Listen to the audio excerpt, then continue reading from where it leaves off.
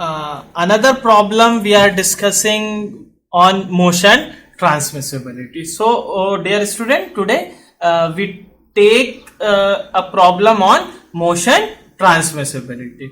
So, ये problem है अपना, a 3 kg mass is suspended in a box by a spring as shown in figure. मास कितना है 3 kg. इस तरीके से ये अरेंजमेंट है, एक बॉक्स पर है mass that is 3 kg is put on a platform having vibration y equals to 0.8 sin 6t.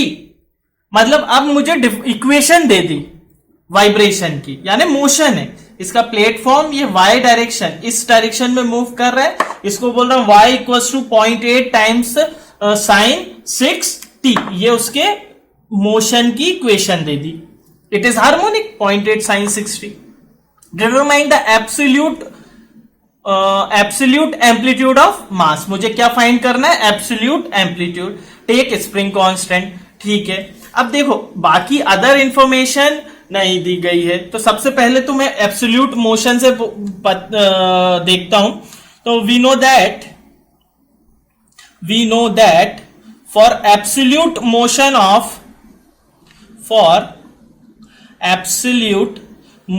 Of platform या base, we have the formula x1 upon में x2 that will be equals to 1 plus 2 zeta r का whole square upon में under root 1 minus r square का whole square plus 2 zeta r का whole square. चलिए अब अपन एक एक करके सब निकालते हैं. सबसे पहले तो मुझे दिया गया है y equals to 0.8 times sine 6t in centimetre. ठीक है, तो अभी ये y दिया हुआ है, मैं इसको x मान रहा हूं, इस डायरेक्शन में मैंने x लिया था, इन्होंने y लिया था. So for my formula this will be x equals to x1 sine omega t. ठीक है, now that x1 equals to, मैं लेता था कैपिटल X1 और X2. In motion transmissibility we use small sine for x1 and x2. So हमारी equation क्या हो गई? दैट इज x1 और x2, क्योंकि ये बेस का मोशन है. अगर बेस का मोशन दिया हुआ है एंड दिस इज, अपन ने ऊपर और नीचे, यहां पर मुझे पहले अज्यूम करना पड़ेगा कि कौन सा मोशन ले रहा हूं मैं. सो ऊपर जो मोशन आएगा that will be your x2, नीचे आएगा x1. अब पहले मैंने लिखा था x1 x2, तो ये पता करना जरूरी है कि कौन सा मोशन रिप्रेजेंट कर रहा है. जैसे पहले मैंने x1 x2 लिया था, that is also true, but मुझे डिफाइन करना पड़ेगा कि x2 किसका मोशन है एंड x1 किसका मोशन. नाउ दैट बेस का मोशन में ले रहा था x1, तो बेस का जो मोशन है, बेस का मोशन दैट इज x1, और जो बॉडी का मोशन था that will B x2. So x2 upon में x1. अगर मैं बॉडी के मोशन को x1 ले रहा हूं, बेस के मोशन को x2, तो देन x1 अपॉन में x2. ये वाली जो टर्म है that will be the amplitude of base. ठीक है, तो यहां से मैं देख रहा हूं y equals to 0.8. So that 0.8 represents your x1 value. So x1 will be equals to 0.8 centimeter. Now that 6 will be your omega. Omega will be 6 radian per second. So now x1 equals to 0.8 centimeter and omega will be your 6 radian per second. So here we get the value of x1, we get the value of omega.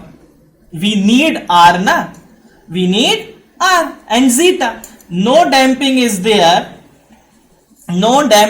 there, then zeta equals to 0. So for r we have to find omega upon में omega n. So मुझे मिल गया है omega की value मुझे मिल गई. Omega N चाहिए, omega N will be under root K by M. So यहीं पर निकाल देते हैं. K will be your 6000 and m will be your 3 kg.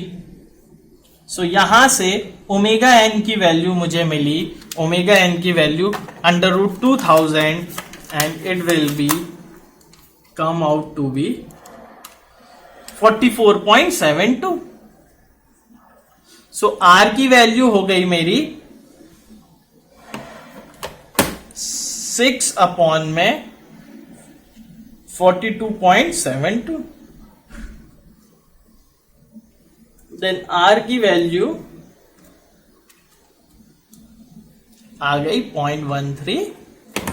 So 0.134 will be the value of R. यहां से अब मेरे को क्या निकालना है, x2 निकालना है. सो x2 अपॉन में x1 will be 0.8 centimetre into 10⁻². सारी चीजें मीटर में. देखो यहां पर zeta equals to 0. If zeta equals to 0 then this term will be 0. This term will be 0. Square root से under root cancel. The formula will be 1 minus are square.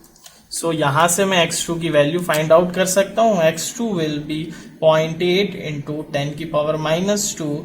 1 minus are square will be 0.134 का.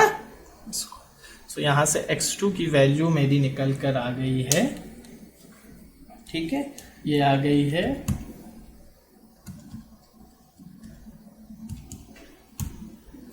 8.14 into 10⁻³ in metre and 8.14 in mm. ठीक है. So this is all about your x2 value. ठीक है, अगर ये relative motion होता तो then relative motion में फॉर्मूला हो जाता r² अपॉन में 1 minus r². But this is absolute motion of the mass. Thank you.